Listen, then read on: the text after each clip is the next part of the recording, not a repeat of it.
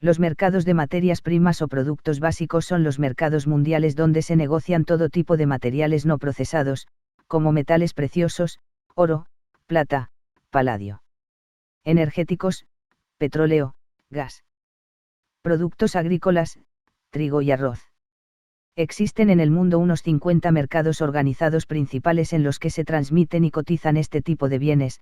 Los más importantes son, la Bolsa de Metales de Londres, la Chicago Board of Trade y la New York Mercantile Exchange.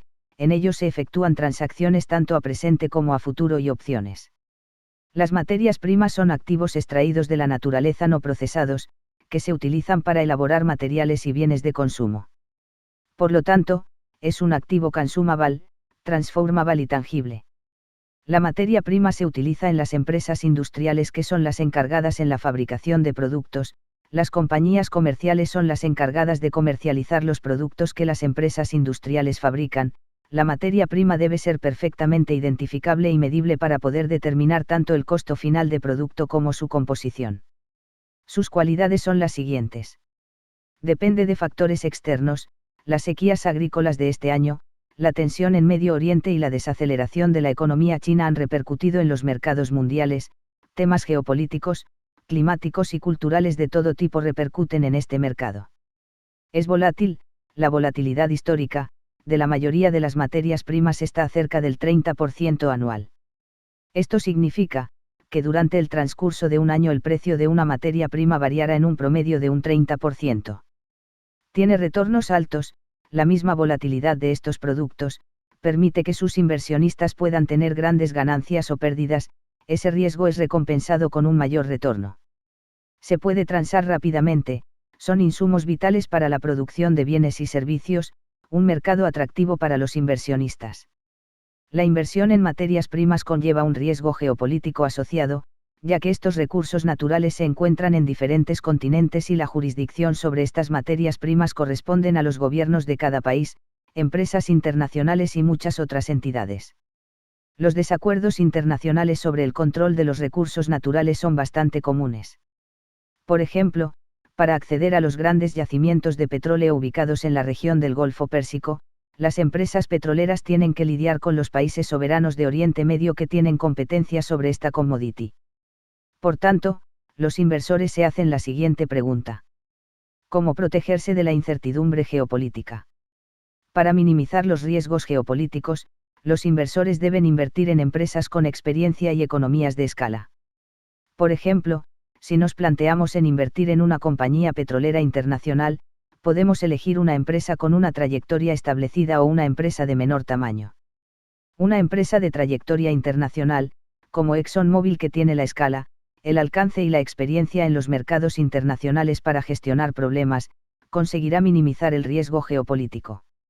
Una empresa pequeña sin este tipo de experiencia va a tener un mayor riesgo geopolítico. Por tanto, en las materias primas el tamaño sí importa. Al igual que en los mercados de renta variable o de renta fija, en los mercados de materias primas también existen especuladores que invierten en ciertas commodities para conseguir ganancias a corto plazo mediante la especulación, si el precio de una materia prima va a subir o bajar. Cuando se invierte en materias primas, se debe de verificar constantemente el pulso del mercado. Para evitar caer en el riesgo especulativo se deben distinguir los inversores comerciales de los especuladores. Esto lo podemos analizar con el informe que realiza la Commodity Futures Trading Commission o CFT. Esta fue creada en 1974, como una agencia independiente para regular los mercados de futuros y opciones en Estados Unidos. Consideremos el petróleo, como ejemplo. Si el suministro de petróleo se vuelve más abundante, pero la demanda permanece al mismo nivel, el precio de cada barril disminuiría. Por otro lado, si hay más gente utilizando petróleo, pero los productores no tienen capacidad para satisfacer esta demanda, el precio de cada barril aumentará. Generalmente las materias primas cotizan en dólares y se mueven en sentido contrario al de esa divisa. Un dólar al alza es antiinflacionario, por lo que ejerce una presión a la baja en los precios de las materias primas. Del mismo modo, un dólar a la baja generalmente ejercerá una presión al alza sobre los precios de las materias primas. Mercados de futuros. El mercado de futuros es un mercado derivado, es decir que este instrumento basa su cotización o precio en el valor y movimiento de otro activo, bien sea una acción, un commodity, un bono, una divisa o un bien inmobiliario. Los contratos a futuro hacen su aparición por primera vez en el año 1600 en Japón. El producto que se negoció en ese entonces fue el arroz.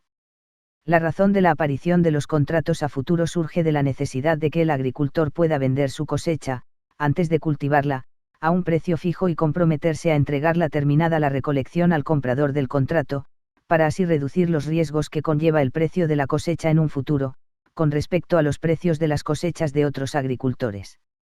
Finalizada la cosecha, se podrían dar las siguientes circunstancias. Primera. Que terminada la recolección el precio del arroz sea superior al precio pactado por las dos partes, en este caso el vendedor entraría en pérdidas potenciales y el comprador se vería beneficiado, porque comprara la cosecha de arroz más barata de lo que cuesta actualmente. Segunda. Que terminada la recolección el precio del arroz sea inferior al precio pactado por las dos partes, en este caso el vendedor se vería beneficiado, ya que venderá su cosecha por un precio superior al que se encuentra actualmente el arroz. Por otra parte, el comprador tendrá que comprar más caro, ya que la cosecha será más cara de lo que cuesta actualmente en el mercado. Como al finalizar la cosecha, cualquiera de las dos partes podía incumplir el contrato por verse afectadas de una u otra forma, surge la necesidad de que este mercado sea organizado, donde las dos partes se vean obligadas a cumplir el contrato o de llegar a un acuerdo. Esta regulación llega en el año 1948 a la Bolsa de Valores de Chicago, o mejor conocida como Chicago Board of Trade, que fue la primera bolsa de valores en ofrecer contratos de futuros de forma regulada. Actualmente se pueden negociar contratos de futuros en todo tipo de mercados, como el accionario, divisas, materias primas o mercados inmobiliarios. Cada contrato de futuros contiene la posibilidad de comprar ya sean 100 acciones, 100 pares de divisas o 100 commodities. El valor de un contrato a futuro se basa en el precio del activo subyacente, es decir, si una acción tiene un valor de $50, al comprar un contrato de futuros tendríamos que pagar $5.000, pero esto no funciona así, ya que el mercado nos da la posibilidad de depositar solo un 10% de estos $5.000 como garantía, o sea, que en vez de pagar todo el valor por el futuro, que son $5.000, solo pagaremos un 10%, es decir, $500. Estas garantías deben ser pagadas en el momento en que se abre la operación.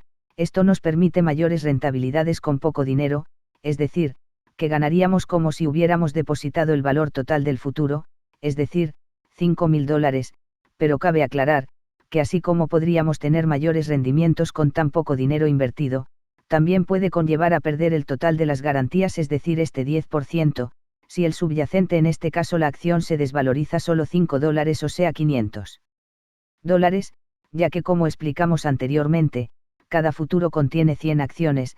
En el caso que perdamos más del porcentaje depositado, el intermediario podrá hacer llamada a margen, un término que explicaremos en futuros vídeos.